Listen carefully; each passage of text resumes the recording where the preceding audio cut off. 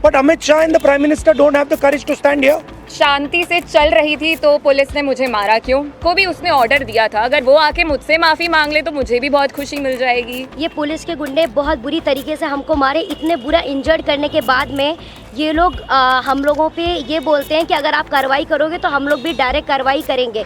तो सर, अगर हम लोग शांति से प्रोटेस्ट कर रहे हैं, क्या हम देशद्रोही हैं? शायद हमने अमित शाह का इस्तीफा मांग लिया होता तो इन्होंने हम पे सीधा गोलियां चला दी होती, बॉर्डर बना दिया होता जंतर मंतर को। मुझे इस तरीके से लगता है। पीछे से मुझे गन फायर किया गया और मुझे पता, अच्छी तरह से पता है, मुझे गन से ही फायर में लगी है, प्लेट गन से ही लगी है कि ये कॉन्स्टिट्यूशन के लिए लड़े और इंडिया के फ्यूचर के लिए लड़े। दोस्तों, पिछले 12 सालों में मोदी सरकार ने विज्ञापन पर 6000 करोड़ रुपए खर्च किए, यानी औसतन हर दिन करीब 1.5 करोड़ रुपए। यही नहीं, पिछले 3 सालों में मोदी सरकार ने गूगल और यूट्यूब पर विज्ञापन के लिए 120 करोड़ रुपए खर्च किए। लेकिन इस खर्च का परिणाम क्या हुआ? कुछ नहीं निकला। अगर निकला होता तो फिर यूं सड़कों पर छात्र नहीं निकलते। अगर इतना ही काम सरकार शिक्षा प्रणाली पर कर लेती तो अमित शाह की पुलिस को जंतर मंतर पर लाठियां नहीं बांधनी पड़ती।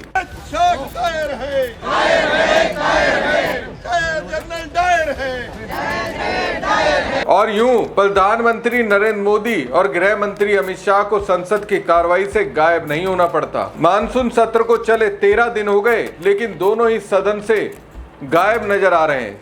सदन में आने की विपक्ष के सवालों का जवाब देने की हिम्मत नहीं जुटा पा रहे हैं। सवाल सबके जहन में बस इतना ही है कि अमित शाह क्यों नहीं बता पा रहे कि जंतर मंतर पर छात्रों को मारने का आदेश किसके कहने पर दिया गया।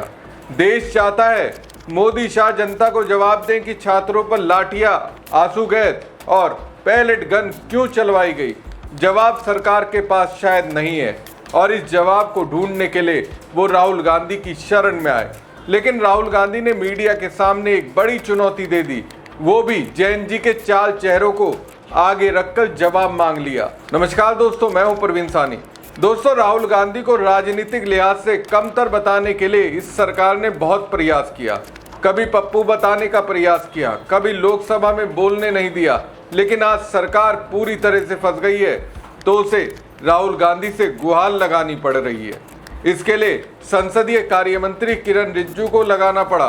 किरण रिजिजू ने नेता प्रतिपक्ष राहुल गांधी और कांग्रेस महासचिव प्रियंका गांधी से करीब 50 मिनट तक मुलाकात की और इस दौरान राहुल गांधी ने किरण रिजिजू से साफ कहा कि विपक्ष चाहता है कि दिल्ली पुलिस की ओर से किए गए लाठीचार्ज के मुद्दे पर संसद में चर्चा कराई जाए।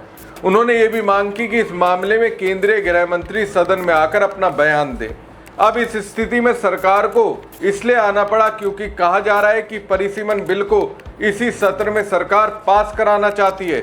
लेकिन यहाँ दिक्कत अमित शाह है जो लाठीचार्ज पर अपना पक्ष रख ही नहीं रहे।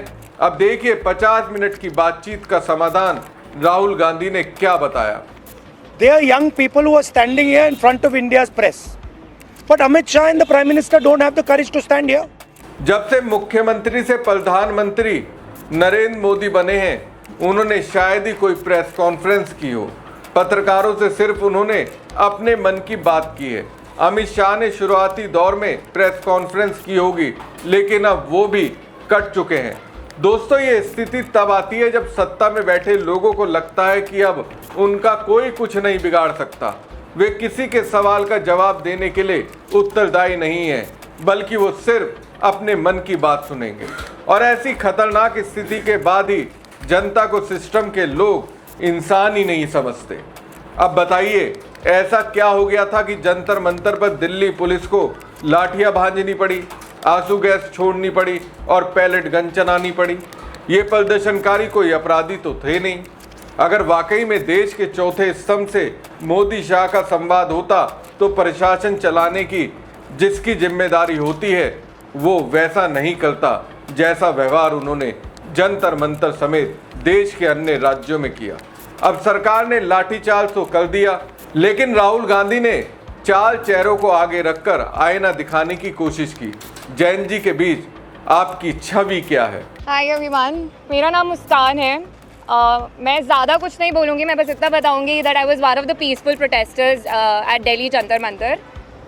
मेरा सवाल बस ये है कि जब मैं शांति से चल रही थी तो पुलिस ने मुझे मारा क्यों? आरएएफ ऑफिसर्स ने मेरे ऊपर लाठी क्यों बजाई? और जब ये साफ साफ रूल है कि आप थाई के ऊपर नहीं मार सकते हो और एक मेल ऑफिसर किसी लड़की को नहीं मार सकता, तो एक मेल आरएएफ ऑफिसर ने why did he try to jab a baton into my buttocks? मेरा बस इतना सा सवाल है। और अगर इसके लिए जिसको भी उसने ऑर्डर दिया था, अगर वो आके मुझसे माफ़ी मांग ले तो मुझे भी बहुत खुशी मिल जाएगी। एंड सेकेंडली, क्योंकि मैंने बोला कि मेरा नाम मुस्कान है, मैं एडिशनली ये भी ऐड करना चाहूँगी कि सरनेम मेरी शर्मा है। और ये मैं इसीलिए बता रही हूँ क्योंकि आजकल हर कोई मान के बैठा है कि मैं मुस्लिम हूँ और इसीलिए मुझे और ज़्यादा गालियाँ मिल रही हैं। And that does not tell anything about me, but that tells a lot about the narrative जो इस कंट्री में अभी सेट हो रहा है कि अगर इसने सरकार के खिलाफ बोल दिया तो ये तो मुस्लिम है, और जैसे ही आप किसी को मुस्लिम बना देते हो समहाउ वो अपने आप ही एंटी नेशनल कैसे बन रहा है।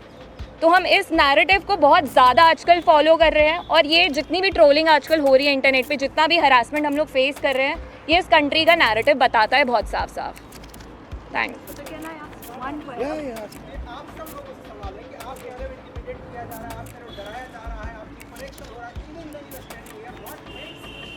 No, but I want to say something else, which is even more powerful. That there are young people who are standing here in front of India's press. But Amit Shah and the Prime Minister don't have the courage to stand here. अगर ये बाहर जाएगा उसके बाद हमें रोज़ और गालियाँ पड़ने वाली हैं। They are क्योंकि Indian. कल को मेरे साथ गलत होगा, मेरे साथ कोई आके खड़ा नहीं होगा अगर आज मैं दूसरों के लिए आवाज़ नहीं उठाऊंगी। और ये ऐसी कंट्री है, टू बी वेरी ऑनेस्ट, जिन लोगों को मेरी सुरक्षा करनी चाहिए उस दिन मैं उन्हीं लोगों से पिट रही हूँ। So as a woman of this country, please tell me where am I suppose to go to for my protection. मुझे बस आप इतना बता दीजिए। सवाल वाजिब है, आंदोलन शांतिपूर्ण था तो पुलिस ने क्यों लाठी मारी? एक पुरुष ऑफिसर किसी लड़की को नहीं मार सकता तो एक पुरुष आरएएफ ऑफिसर ने मुझे कैसे मारा? सवाल बहुत ही तीखे हैं और जवाब देने के लिए गृह मंत्री अमित शाह संसद में आ ही नहीं रहे। मैं फरहनाज उत्तर प्रदेश से आई हूँ। मैं एज अ ग्रेजुएशन स्टूडेंट हूँ, लेकिन हम जब 20 तारीख को जंतर मंतर पे एकदम पीसफुल होकर प्रोटेस्ट कर रहे थे, ये पुलिस के गुंडे बहुत बुरी तरीके से हमको मारे। इतने बुरा इंजर्ड करने के बाद में ये लोग हम लोगों पे ये बोलते हैं कि अगर आप कार्रवाई करोगे तो हम लोग भी डायरेक्ट कार्रवाई करेंगे। देन उसके बाद भी जब इनसे ये नहीं बना तो ये लोग कहने लगे, ये पुलिस का कहना था कि इनका नाम क्योंकि मुसलमान नाम से इन लोगों ने जज किया कि मैं फरहनाज। पहले इन्होंने मुझे मारने के बाद बस में बिठाया, 3 घंटे तक लिटरली रखे, और फिर उसके बाद बोलते हैं कि नाम क्या? मैंने कहा फरहनाज। इनकी लिस्ट अलग बनाई जाएगी क्योंकि ये लोग देशद्रोही हैं।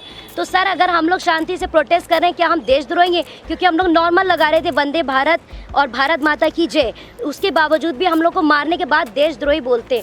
तो ये इन्होंने हमारे साथ किया। उसके साथ साथ सोशल मीडिया पे लगातार आ रहा है कि अरे ये लोग सिर्फ देशद्रोही पना करने गए थे। तो मेरा यही कहना है कि अगर आप लोग इस तरीके से करते रहोगे, लेकिन हम लोग बाज नहीं आएंगे। हम हक के लिए, अपने देश के लिए हमेशा खड़े रहेंगे। जय हिंद, जय भारत। सुना आपने, मुस्लिम हूँ, देशद्रोही कहा जा रहा है। अब जरा इन्हें सुनिए। मैं तो कहूँगा गृह मंत्री अमित शाह तक इसे पहुँचाना चाहिए ताकि पता चल सके कि उनकी देश के बीच कैसी छवि बन रही है। मेरा नाम भरत बानाइत है। मैं नागपुर से आया था, जो जंतर मंतर के लिए प्रोटेस्ट किया था। उस प्रोटेस्ट में मैं 20 जून से था, पर 20 जुलाई को हुआ वाक़या तो हमने धर्मेंद्र प्रधान के लिए जो इस्तीफ़ा मांगा था, उस इस्तीफ़े के लिए इन्होंने इतना अत्याचार किया, इतनी बर्बरता की। शायद हमने अमित शाह का इस्तीफ़ा मांग लिया होता तो इन्होंने हम पे सीधा गोलियां चला दी होती, बॉर्डर बना दिया होता जंतर मंतर को। मुझे इस तरीके से लगता है क्योंकि हमने जो सहा है, मैंने खुद कई बच्चों को एम्बुलेंस में डाला जो ब्लीडिंग हो रही थी, उनसे ब्लीडिंग हो रही थी। मैंने उनको डाला तो सामने जाके उनको रोका गया था। उनको रोकने के बाद उनको फिर जिनके सर पे लगी थी उनके पैर तोड़े गए, और जिनके पैर टूटे थे उनके सर फोड़े गए, हाथ तोड़े गए। मतलब इस तरीके का वाक़या हमने देखा, और अभी तक ज़िंदगी में मैंने ये ऐसा दिन कभी मैंने अपने ज़िंदगी में नहीं देखा। और ये मेरे ज़िंदगी का ब्लैक डे था, और ये ज़िंदगी में किसी के नहीं आना चाहिए। इसलिए सबने एक साथ सब खड़े हुए, और जैसे मुझे मारा गया तो लोग मुझे देख के आए। पर अभी हमें लगता है कि उस दिन अगर हम रुकते नहीं जंतर मंतर पे तो ये लोकतंत्र का आखिरी दिन होता। यही मैं कहना चाहता हूँ। सोच सकते हैं इस सरकार को लेकर कितना अविश्वास बढ़ गया है। इनके बारे में मैं कहना चाहता हूँ इनको पेलेट गन इंजरी हुई थी। ये थोड़ा आपको बताएंगे कि कहा जा रहा है कि पेलेट गन यूज़ नहीं की गई, ये आपको थोड़ा बताएंगे। मेरा नाम नूतन टोप्पो है और मैं झारखंड से बिलोंग करती हूँ। और प्लेट गन मैं अपने आँखों से देखी थी कि हमारे साइड गन पॉइंट किया हुआ था और जैसे ही मैं मुड़ती हूँ ऐसे पीछे से मुझे गन फायर किया गया और मुझे पता अच्छी तरह से पता है मुझे गन से ही फायर में लगी है, प्लेट गन से ही लगी है, बस मुझे ये पता है। पर जब देश में जंतर मंतर में 20 तारीख और जब अन्याय के खिलाफ हमें खड़ा होने का मौका मिले हम खड़ा होंगे जरूर। दोस्तों, अत्याचार किस कदर बरपा है इसकी पूरी कहानी राहुल गांधी ने चाल चेहरों की जुबानी सबके सामने रखी। जो हमारे यंग प्रोटेस्टर्स हैं अलग अलग स्टेट से, उनसे मेरी अभी मीटिंग हुई थी, डिस्कशन हुआ था, फ्रैंक डिस्कशन। सबसे पहले मैं इनके जैसे जो हज़ारों यंगस्टर्स हैं इनका और उनका धन्यवाद करना चाहता हूं कि ये कॉन्स्टिट्यूशन के लिए लड़े, एजुकेशन सिस्टम के लिए लड़े और इंडिया के फ्यूचर के लिए लड़े। मेन डिस्कशन वायलेंस पे था, हिंसा पे था और इनका कहना है कि इन्होंने किसी पर हिंसा नहीं की, मगर इनका नॉन स्टॉप हरासमेंट हो रहा है, इनको धमकाया गया और इन पर लाठियां चलाई गई, इनको मारा गया। तो मैं चाहूंगा कि दो शब्द ये भी बोलें। बहुत अच्छा लगा क्योंकि मेन बात इन्होंने बोली कि देखिए, जब अन्याय होता है, चाहे किसी और पे भी अन्याय होता है, एज ए सिटीजन हमारी जिम्मेदारी है कि उस व्यक्ति को हम प्रोटेक्ट करें, उसकी रक्षा करें। और ये मुझे कॉन्स्टिट्यूशनल वैल्यू लगती है, नेशनलिस्ट वैल्यू लगती है। I am very proud of all of you. I am very proud of every single young person who has done this. You have done nothing wrong, and the question of accepting your apology does not arise. You do not have to apologize to anybody. You have not done anything wrong. हर राज्यों में छात्रों की यही कहानी है। Trollers और गोदी media इस मुद्दे की संवेदनशीलता को भूलकर कैसे हेडिंग दे रही है। हबीबी कम टू रांची, झारखंड में राहुल गांधी की चुप्पी पर बोले प्रदर्शनकारी छात्र। एक अत्याचार को दबाने के लिए दूसरे का सहारा लिया जा रहा है। अरे भाई, देश की राजधानी में शाह की पुलिस ने बर्बरता बरपाई, अपराधियों जैसा ट्रीटमेंट किया। पहले इसका तो समाधान राहुल गांधी कर लें। झारखंड में पुलिस ने लाठीचार्ज तो नहीं किया, आंसू गैस तो नहीं छोड़ी, पैलेट गन तो नहीं चलाई। मतलब देखिए, एक बड़े गुनाह को ढकने के लिए किस और ले जाया जा रहा है, मुद्दे को भटकाया जा रहा है।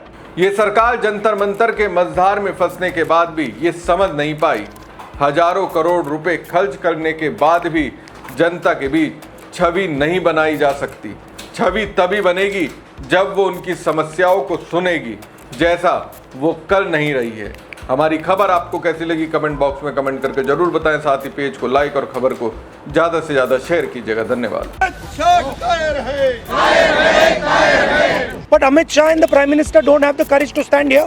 शांति से चल रही थी तो पुलिस ने मुझे मारा क्यों? को भी उसने ऑर्डर दिया था। अगर वो आके मुझसे माफ़ी मांग ले तो मुझे भी बहुत खुशी मिल जाएगी। ये पुलिस के गुंडे बहुत बुरी तरीके से हमको मारे, इतने बुरा इंजर्ड करने के बाद में ये लोग हम लोगों पे ये बोलते हैं कि अगर आप कार्रवाई करोगे तो हम लोग भी डायरेक्ट कार्रवाई करेंगे।